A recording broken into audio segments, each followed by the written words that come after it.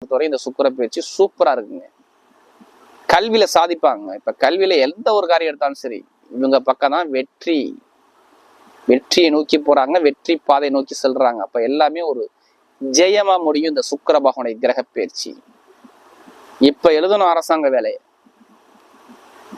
ஏன் அரசாங்க வேலைன்னு ஒரு சில இருந்ததுக்கு அப்புறம் சூரிய பகவானே நேரா சுக்கிர பகவானை தொற்றுவாரு, 5ஆம் வீட்டு அதிபதியை.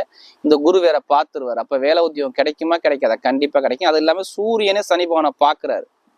அதனாலதான் அரசாங்க வேலை கிடைக்கும் நான் சொல்றேன். உங்க லக்னத்தோட சூரியன் இருந்தா இப்ப அரசாங்க வேலை தர கண்டிப்பா உண்டு. ஜாதகத்தோட லக்னத்தோட சூரியன் இருக்கணும், இல்ல சூரியன் எங்கேயாச்சும் பார்க்கணும்.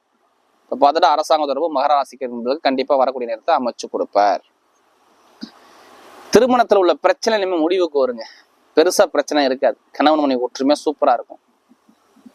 திருமணத்துல உள்ள கலகங்கள், பிரச்சனை, வழக்கு பிரச்சனை எல்லாமே சரி பண்ணி கொடுப்பார். திருமணத்துல நல்ல ஒரு மாற்றத்தை கொடுப்பார்.